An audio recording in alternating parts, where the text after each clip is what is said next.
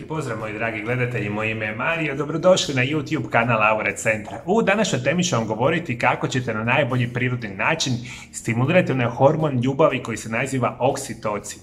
Ja mislim da veliki broj vas itekako zna onaj dobar osjećaj kada recimo nekoga zagrlite, kada nekoga volite. Možda kada ste prvi puta sa nekakvom dragom osobom ili ste recimo sa svojim djetetom, kod ga možda niste dugo vremena vidjeli. Kako god, dakle ovaj oksitocin je onaj, ajmo tako reći, hormon ljubavi koji vama izaziva osjećaj sigurnosti, sreće, zadovoljstva. I njega se itekako može stimulirati na pravilne načine, ja ću vama to govoriti malo kasnije u emisiji, međutim ono što je nama jako bitno za reći. Mi kada govorimo o samome oksitocinu, on se u našem tijelu ponaša na dva izuzetno bitna načina što je jako interesantno. On se ponaša kao i hormon, ali i nešto što mi nazivamo neurotransmiter. Dakle, vi kada govorimo o samim hormonima, govorimo o specijalnim kemijskim glasnicima koji putuju našim krvotokom, a kojeg izlučuju naše žlijezde u našem tijelu i našem organizmu. Svaka žlijezda izlučuje specijalne vrste hormona i mi kada govorimo o adekvatnoj količini, dakle, oksitocina, on će putovati u našem krvotoku i izazivat će sve one poznate nama osjećaje. Isto tako, jako interesantno, ovaj oksitocin djeluje kao neurotransmiter, dakle on se isto tako potencira izlučivanjem putem mozga, leđne moždine i živaca u sve naše tijela, zapravo naš organizam, i aktivno djeluje kao stimulator na naših, dakle, dijelova tijela putem samih živaca i samoga mozga. I mi kada govorimo o oksitocinu, dakle govorimo da on je stimuliran s nečim što se naziva hipofiza ili pituitarna žlijezda koja se sastoji od prednjeg ili stražnjeg dijela i čija je aktivnost pod utjecajem hipotalamusa.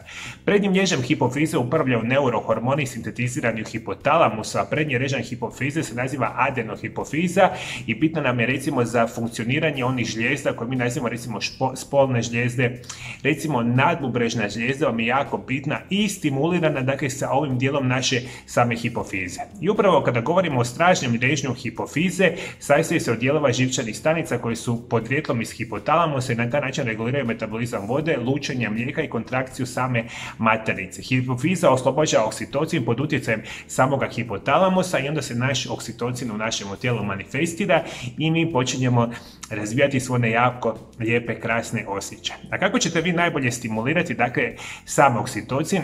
Prije svega moramo reći, on se značajno izlučuje, dakle, recimo prisnim dodirom.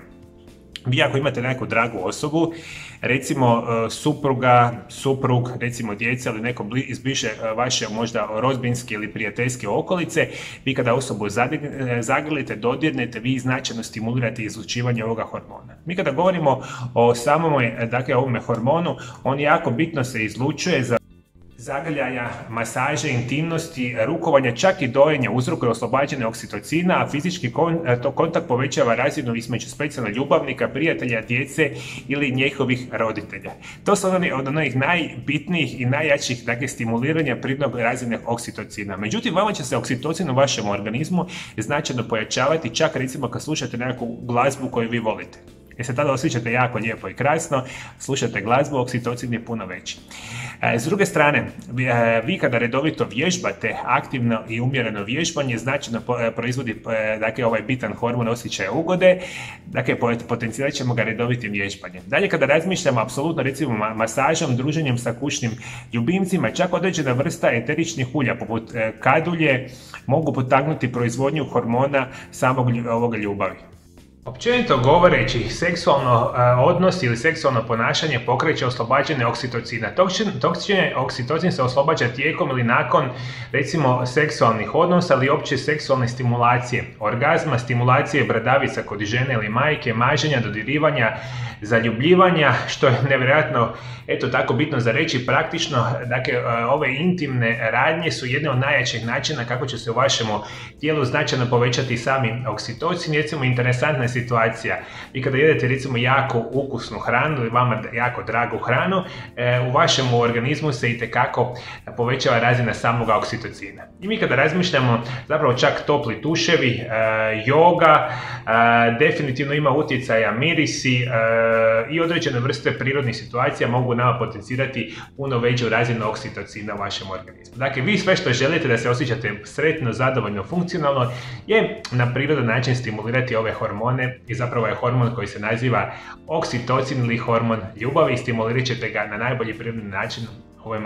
dakle, putovima koje sam ja sada upravo rekao. A svi moji dragi gledatelji, preko društvenih mreža na mome Aure Centar YouTube kanalu imate nekoliko tisuća video zapisa koji sam namijenio svima vama iz perspektive poboljšavanja vašeg zdravlja na potpuno prirodan način. Sve što vi trebate da dole ispod video zapisa, potpuno besplatno da se pretplatite na moj kanal, kliknite na ikonu zvona i svaki dan ćete biti obavješteni o novoj zdravstvenoj temi koju samo za vas ja radim na mome Aure Centar YouTube kanalu. Hvala još jednom što me pratite do druge teme, ja vam želim lijep i ugodan pozdrav.